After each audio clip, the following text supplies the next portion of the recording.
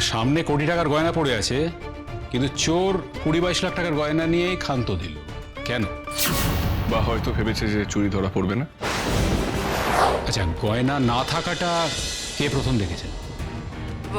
আমি স্যার, আমি দেখেছি। আমার আর মায়ের ব্যাংকে যাওয়ার কথা ছিল ওই মায়ের গয়নাগুলো লকারে রাখার জন্য। তাই যাওয়ার আগে আমরা একটু ওই গয়নাগুলো গুনে মিলিয়ে দেখে নিচ্ছিলাম।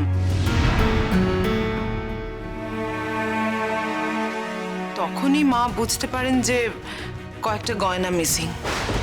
আচ্ছা, তার মানে পরশুর আগের দিন, পরশু, গতকাল আর আজ সকাল, মানে এই 4 দিনের মধ্যে যে কোনো একটা সময়ে গয়নাগুলো চুরি হয়েছে, তাই তো? হ্যাঁ, মানে লজিক্যালি তো সেরকমই মনে হচ্ছে।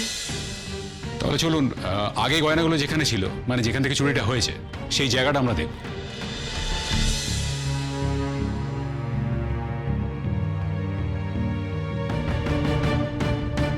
ভোলাদার দিকে থেকে কেন মনে হচ্ছে যে ও খুব চিন্তা করছে?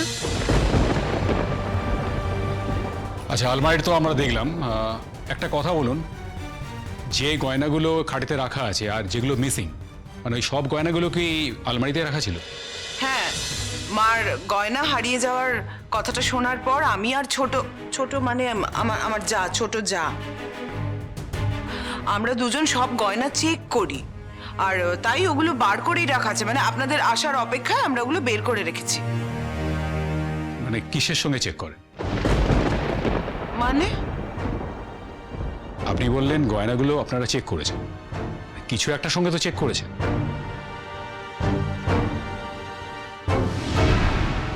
নাকি এমনি গয়নাগুলো দেখেই বুঝে গেলেন কয়েকটা মিসিং? না না না না, আন্দাজে না। আসলে মায়ের গয়নার একটা লিস্ট আছে। আমরা আগেরবার যখন লকারে গয়নাগুলো রেখেছিলাম তখন একটা লিস্ট বানিয়েছিলাম, সেই লিস্টের সাথেই আমরা মেলাচ্ছিলাম। ওকে, ওই লিস্টের সঙ্গে মিলিয়ে আপনারা শিওর হলেন যে ওর মধ্যে কি কি গয়না উধাও, তাই তো?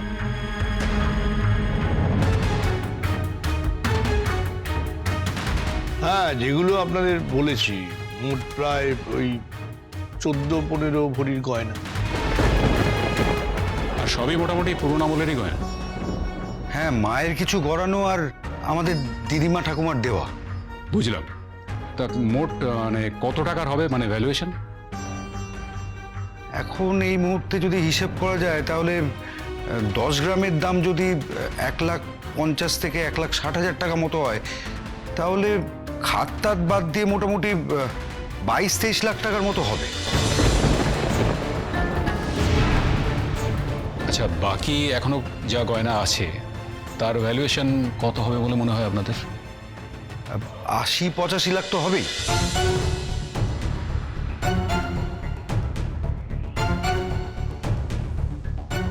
ইন্টারেস্টিং।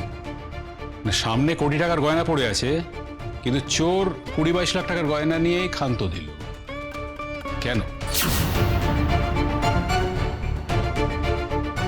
আমার মনে হয় যে চুরি করেছে সে হয়তো ভেবেছে যে সব গয়না যদি নিয়ে যায় তাহলে তো চোখে পড়ে যাবে, তাই মানে তার থেকে বেশিটা রেখে দিতে পারলে চোখে পড়তে সময় লাগবে, সেই কারণেই হয়তো।